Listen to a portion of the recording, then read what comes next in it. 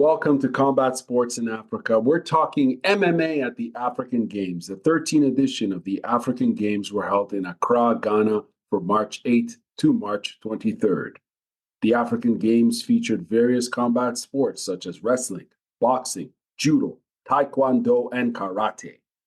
But in addition, mixed martial arts was also part of the African Games as a demonstration sport alongside another combat sport, sambo.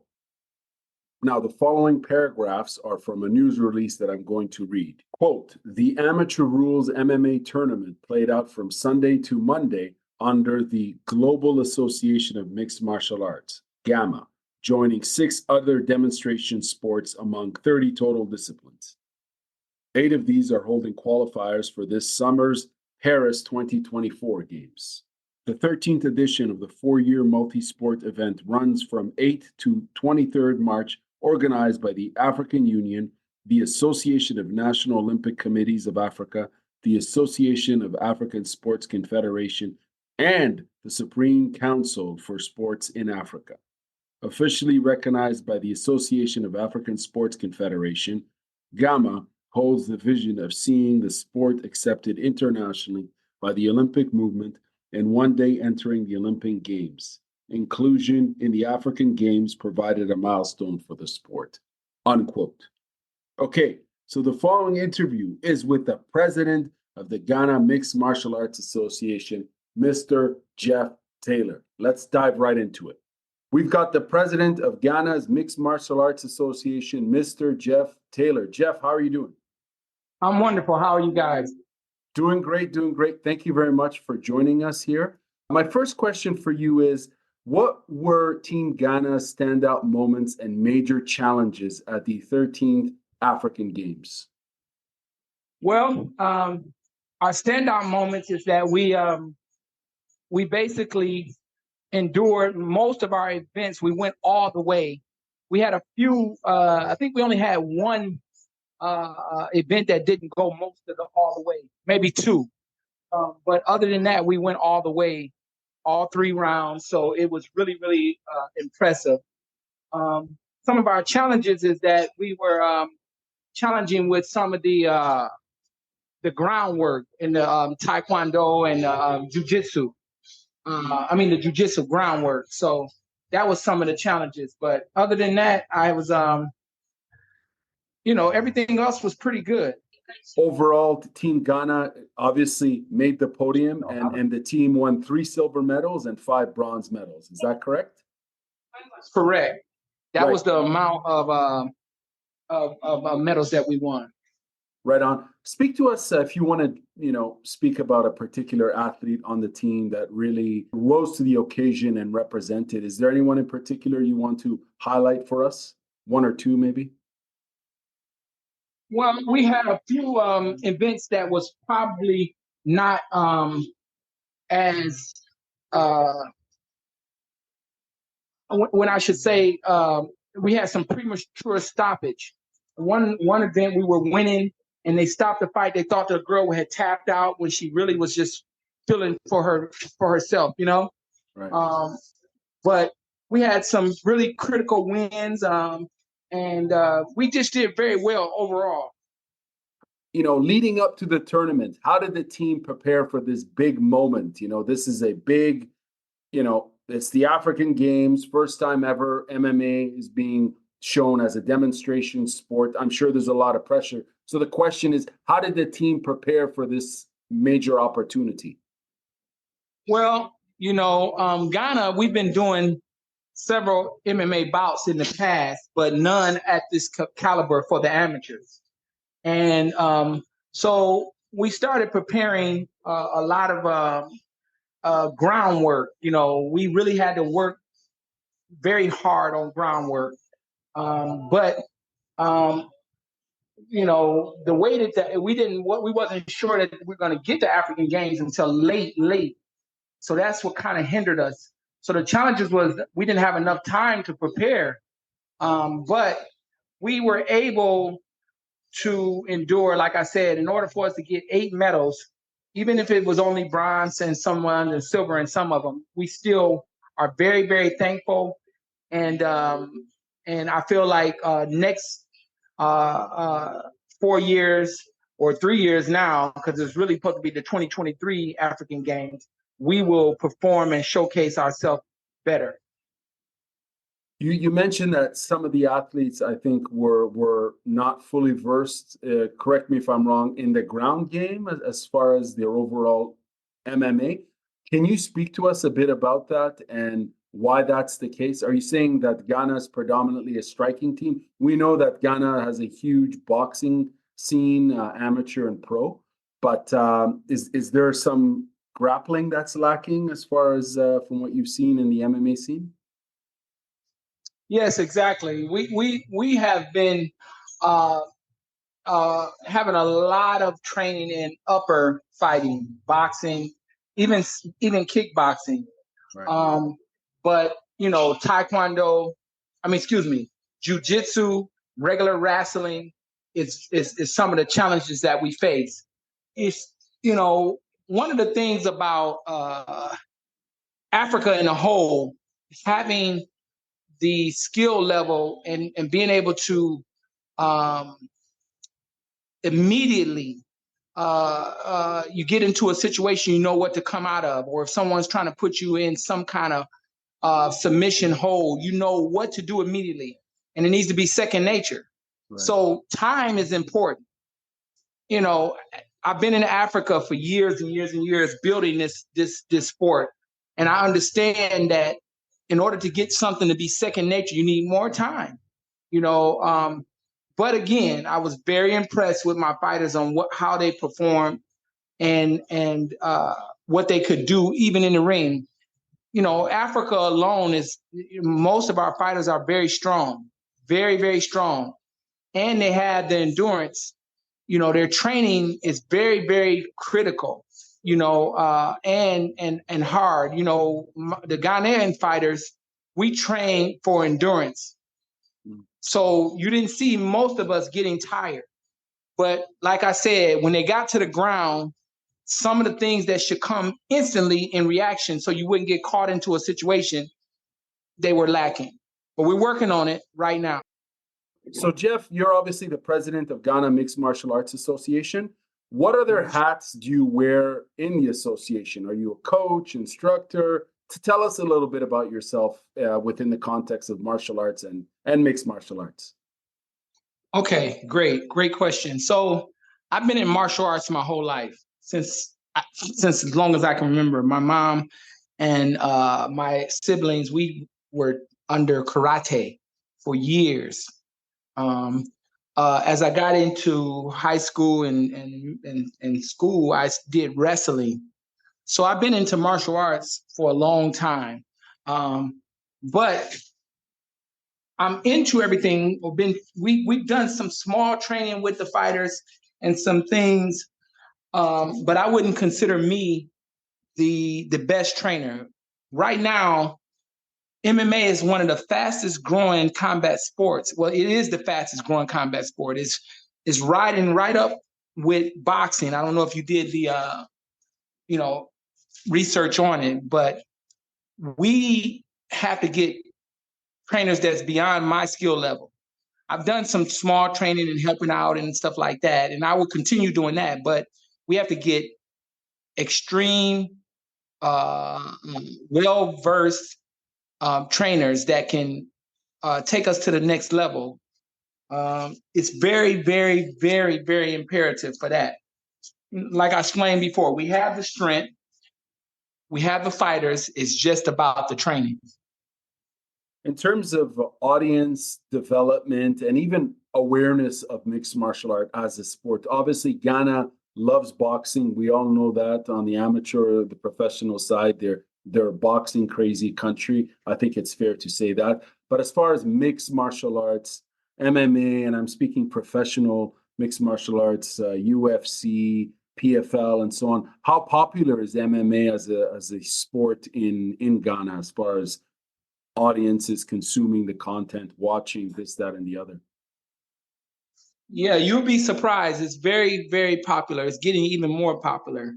Of course, MMA, you just get a taste of it and you're going to love it because If you like boxing, you can watch MMA. If you like kickboxing, you can watch MMA. If you like wrestling, you can watch MMA.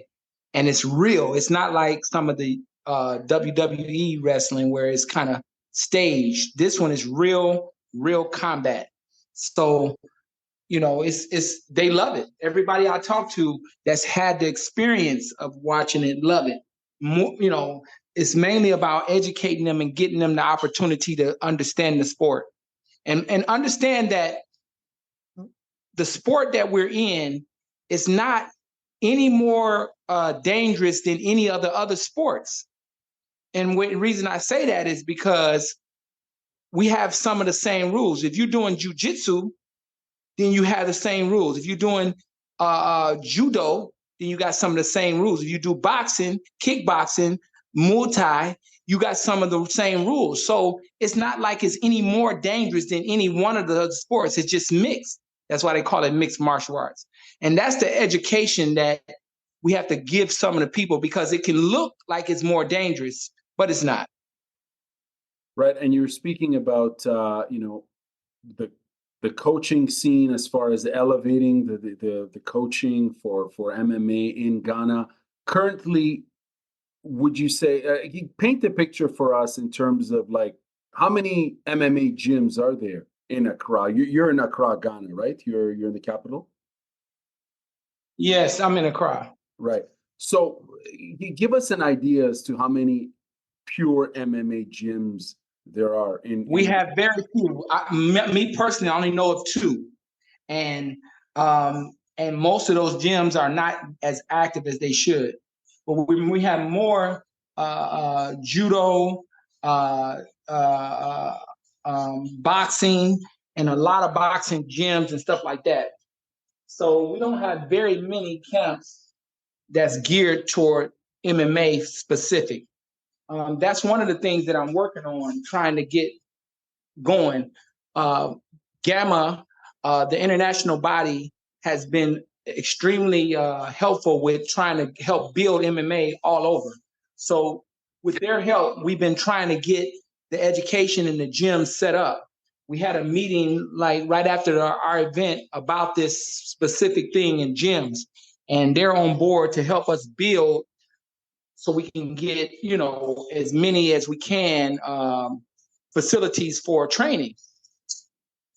Right. So you're you obviously live in Ghana, but I believe you're from the US. Is that correct? United States? Yes, I'm from Atlanta, Georgia. Oh, nice. And Atlanta. Okay. yeah, but I've been coming in and out of Ghana since 2013. I've been building. We got inaugurated in 2016. We were the first MMA inauguration. We had some other people that was also trying to get. They were trying to get their federation. What would you call it? Like registered, but nobody had been inaugurated. The government would not inaugurate MMA because they thought it was a blood sport. Right. I had to show and prove to the government that this sport was not a blood sport and that the country would accept it. So I had to put on several events and do several things to get it accepted. And then we had a slight one of the guys that was trying to register his thing. He wanted to come in and work with us, but that thing has been resolved, and he's basically, as of now, from what I gather, I'm not sure 100%, but that whole federation has been dissolved. Okay. In terms of you know, so you've been involved, you mentioned, since 2016, sorry, 2013, you went to Ghana. And you know, there's a lot of people from, I'm actually in Canada, I live in Canada, but I know that there's a lot of folks who've moved to Africa, all over Africa. And I remember reading an article about a decade ago or so about how there's a lot of African Americans who've moved, also who are moving back to, who are moving to Africa and living and working there. What's that experience? Sorry, I don't mean to get all personal, but what's that experience like, going from living in the US in the South, Atlanta, to relocating to West Africa, to Ghana in particular. In a minute, if you can kind of sum it up for us, what's that experience been like for you personally? Actually, that's a great question, and it's needed because as we bring in trainers and stuff like that, we need to understand, how it's going to be in this country, and like you said, coming from different backgrounds and stuff like that and cultures.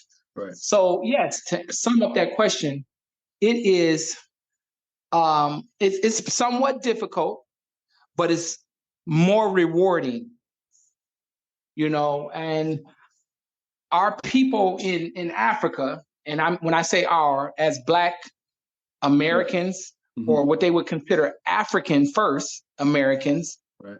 We would be considered African Americans, African first. So as we come here to what we would consider our motherland, Africa, we're welcome. Our people here are very, very perceptive to us, and we have things to learn on both sides.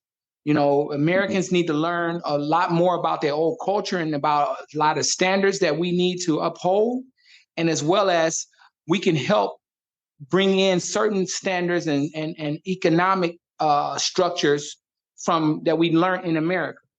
That's part of the challenges that I'm facing now with MMA. I know how to structure a sport and generate income for our boys and girls, and create a great financial sport. And we need to have that in order to change the sports scene in Africa. America has shown us that they'll, no matter what the sport is, they will make or generate money from it. So that's a really important thing. And, most people from some places, they may feel like, oh, they can't maneuver in Africa. It's wonderful. The food is great. The people are great. You can handle it here. I'm not saying that it's not challenges, because of course we have certain, light issues and certain infrastructure issues, but overall it's worth it 100%. What's been the biggest milestone for you as far as the MMA sports development in Ghana? Well, I think the biggest development for me is being part of GAMA. GAMA is the international body for MMA, and being part of GAMA is now we're going to open up. We're creating history as we speak. We're UFC, Bellator, all the other places, they haven't been able to create an international body that can bring in MMA to become an Olympic sport, because it's not an Olympic sport now. So I think that's one of my biggest achievements, as well as getting inaugurated in Ghana for the first time. I think that's also a big achievement. But GAMA has proven with the fight, and I'm one of the founding members, board members, and they fought hard. I've worked beside Alex for years. He's fought hard to bring MMA to the forefront and show that this sport, like I said earlier, is not any more dangerous than any other sport. It's just maybe perceived that way because it's been shown in cages and stuff like that. But, Alex and GAMA has really, really worked hard. And I'm really, really happy. And I think that's been my strongest and most powerful achievement thus far. Very interesting. Jeff, we only have 4 minutes left, so I'm going to ask you the last question. What are Team Ghana's future plans for MMA on both local and international stages? Well, actually, I had a meeting today. It's funny you asked me that. And we're going to try to get some training going on out of the U.S. this year. We're going to try when I'm actually heading back to the U.S. next Sunday, and I will be looking for some trainers. I'm going to set up some coaching training and some, jujitsu and wrestling training for some of our coaches and stuff like that. I'm going to try to bring them over to get some training for like a week seminar and stuff like that. So that's one of my main goals. I also have, we're putting together a professional cage, another professional cage, and we'll be doing some exhibits and some preliminary events, if I can get the word right, and possibly some major events. I'm not sure, depending. I got a few things in my back pocket that I don't want to say right now, but we basically, hopefully by the end of the year, we may have a major event. Sounds very interesting. Where can we follow along on this journey? Or is your association, is the Ghana Mixed Martial Arts Association on? Yes, you can follow us on Facebook. Okay. You can follow us on Facebook at the Ghana Mixed Martial Arts Association. And you can follow us on Instagram, same place, Ghana Mixed Martial Arts Association. You have to be sure, not federation, association. And right. And you can see what we got going on. You can also, I don't know if we're going to be in touch like that, but we have a lot of other things because things are changing so fast. But those are pretty good places to follow what we're going to be doing. Jeff, thank you very much for your time. It's been very interesting to hear about your work, and obviously the MMA at the 13th African Games. It's quite an achievement. All the best to you and your team, and we'll be following along. Thank you. And thank you so much for inviting me. This has been wonderful, and we need the support like you're doing. Keep up the work. We're very proud to be part of this. Thank you very much. Have a good evening. All right, you too.